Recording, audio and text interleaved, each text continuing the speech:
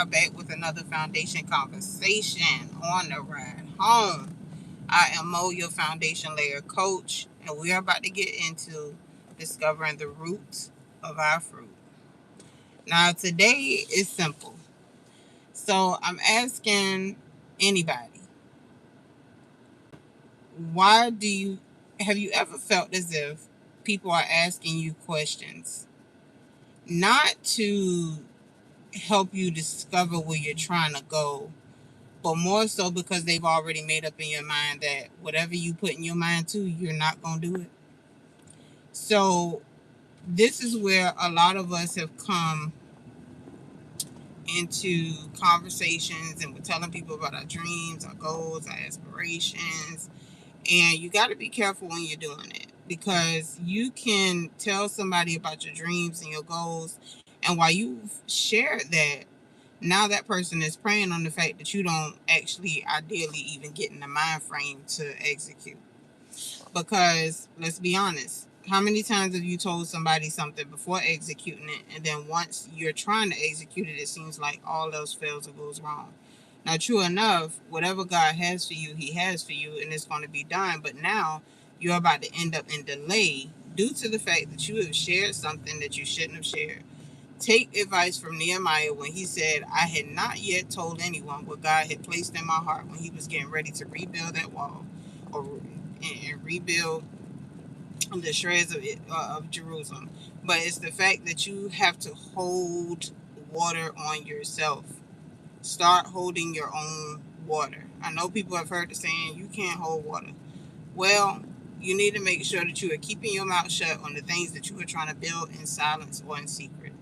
Because there are a lot of people who are undercover not happy for you. So sometimes when we are in conversation, somebody may ask, well, what are you trying to do that? Okay, that sounds nice. Okay, well, what you trying to do? Did you build a business plan? You think you're gonna be able to get a startup loan, or you think you're gonna? People have already made up their minds about what you can and cannot do. So stop sharing your ideas with people. Stop sharing your ideas with people. Stop telling people what you want to do, how you want to do it, when you gonna do it. Stop telling people your business. Because the more you tell people your business, the more your ideas is gonna be in shreds. Okay?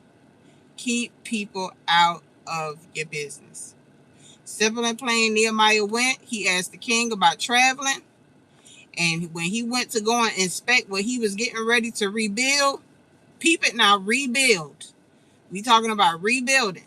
You got to get in the habit of rebuilding. Some of us have been torn up from our identities, from our childhoods, from relationships, from mother and father discrepancies in life. It's time for us to rebuild. We cannot get anywhere. We cannot get far in life if we do not rebuild ourselves. First, you got to rebuild our identity. How do you do that? Strip and go and do a full audit of what is wrong with you today. You know what's wrong with you.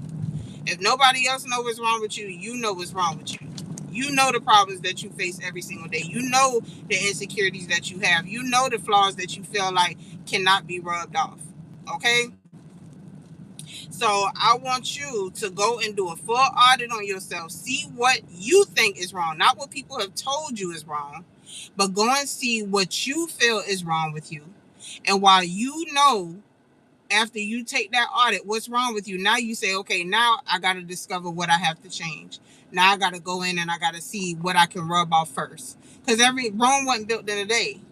So you can't rub off everything at one time. Now you have to scrub off bit for bit. Okay, I got a habit of doing this. Let me go ahead and see if I can pray to the Lord. I know I can do this. This is one of my weaker ones, so I can handle this one. Now the tough ones, it's not going, you ain't gonna get rid of that too quick. Okay? But you got to stand firm in the fact that you have to do a self audit on yourself, renew your identity so you can rebuild your life. Too many people are out here trying to take courses. You trying to find out how to do taxes. You trying to find out how to do stocks. You trying to find out how to do this or that. And the fact is, internally, you're broken. There's a brokenness internally. So how in the world are you going to build a business externally and you don't have people skills? How you gonna have a business when you got to deal with people and you've been dealing with bullying or so forth the majority time frame of your life, and you trying to figure it out? You cannot go and build an external business and say, well, I'm good, I'm about to make some money. Okay, you could keep planting on the money, but baby, if you don't got it together internally, you gonna be toe up. You don't got the people skills. You don't have the adaptability. You don't have problem solving skills to eat, because if you can't problem solve with yourself, how you gonna problem solve with people? You just got to make it make sense right now. We have to start rebuilding our identities. Our identities have been broken from childhood. Our identities have been towed up from the basis of being bullied, being told that we weren't nothing, being told that you were ugly, being told that you weren't enough, being told that you weren't worthy, being told that you can't do this or you can't do that. You have believed people who told you that you can't. Now you have to undo that work, because the thing that they said that you can't do, they didn't see themselves achieving it. So instantly they felt like you couldn't achieve it. So now you got to take your power back. How do you take your power back? You do that self audit. You figure out what's wrong. You figure out what the flaws are. What have you been carrying? What have you been carrying that you shouldn't be carrying? What have you been carrying that you should not be carrying? It's a lot of us who are walking around carrying the weight of the world on our shoulders. I know people have heard that saying, but literally, when I say that you are carrying stuff that you shouldn't be carrying, I'm talking about the fact that you have carried that your mother wasn't there for you, that you were a teen mom, or that you were a teen dad, or that you haven't been there 100% for your children, or that you can't find the best job, or that you want to do something more with your life, but you don't know where to start. There's so many people out here who have high school degrees or GEDs and so forth, knowing they could go to college and get paid. And y'all, knowing that you can go to college, get paid to go and pursue your dreams and your aspirations. It don't have to be a 4-year college. It could be something quick, a trade, something of the sorts.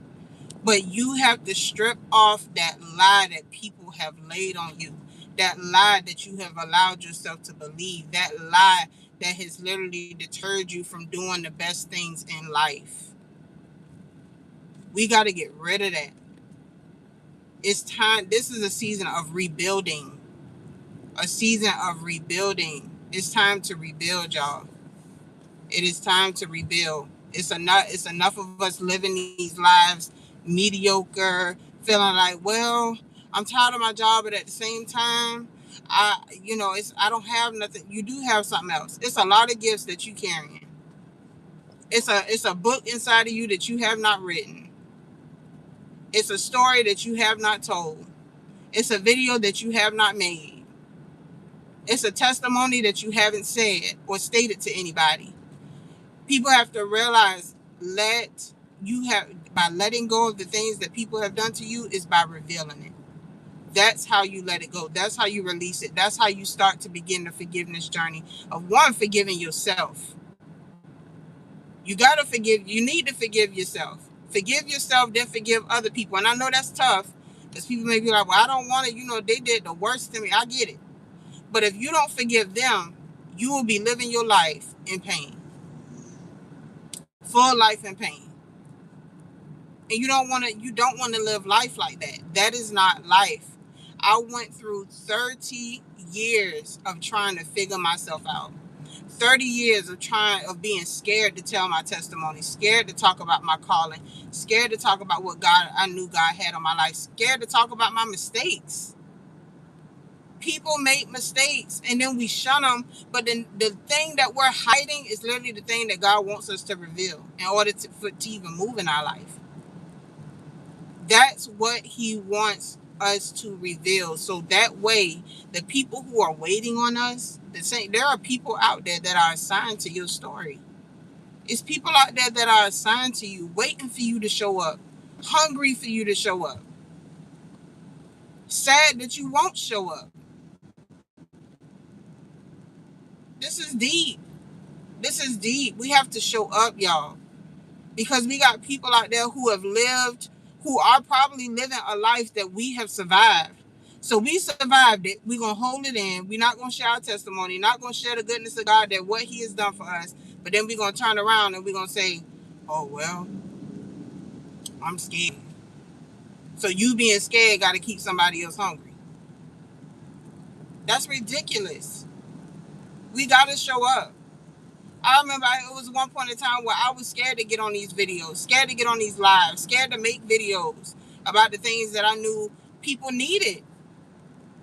But if I be consistent and I keep showing up for y'all, and not for me, but for the people that's counting on me, because even when we dealing with just our own personal households, it's people out there who really need us, who really need us.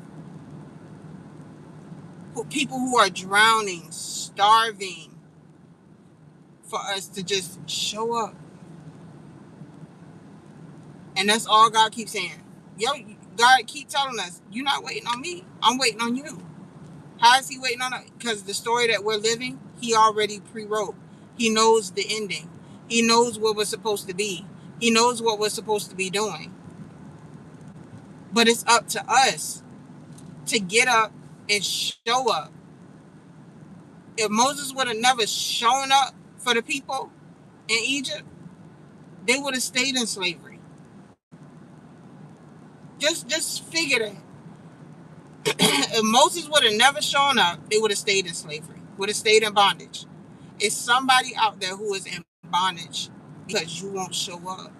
You won't show up for your calling. You won't show up for the thing that God has assigned to you. You won't show up because you're too scared, or you think that you're not worthy, or you think that you're not enough, or you think that there is no way that God can call you to such a big calling because you can't see the ending. You can't see the ending. Do you think if God would have told even Joseph about all the things, he was a dreamer, but you think if God would have told him that he was going to be thrown away from his family, that he was going to be sold, thrown inside of a hole, accused of raping somebody, thrown into prison, you think he would have really wanted to be assigned to an assignment like that? No. The assignment is tough, yes, but only the strong are assigned. People say only the strong survive. No, survival, we got to get out of survival mind frame. Only the strong are assigned. Simple and plain. Only the strong are assigned. Not survival. Only the strong are assigned. Because God knows that you are worthy to go on the assignment and do the job that needs to be done. I love y'all. I want y'all to step it up. I want you to go and do that self-audit. Go and do that self-audit. Reevaluate yourself. See what you need to fix. What flaws you holding on to.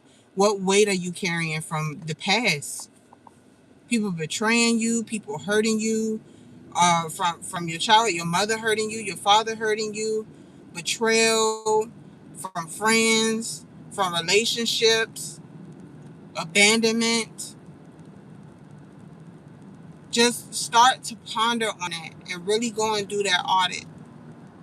Go and do that audit, because it's going to help you so much to know what you're carrying and what you're dealing with and what you need to let go of. And you're going to finally realize it's a lot that I need to change. Okay? Now, this is the Foundation Conversations, y'all. Like I said, I'm going to show up every single day. We're doing another one in the morning. Do not miss the morning blueprint. Then we'll do another Foundation Conversation tomorrow evening. But show up for the call, y'all. Show up for your calling. Don't miss your calling. I love each and every one of y'all. Show up, because God ready and he's waiting on you. Love y'all.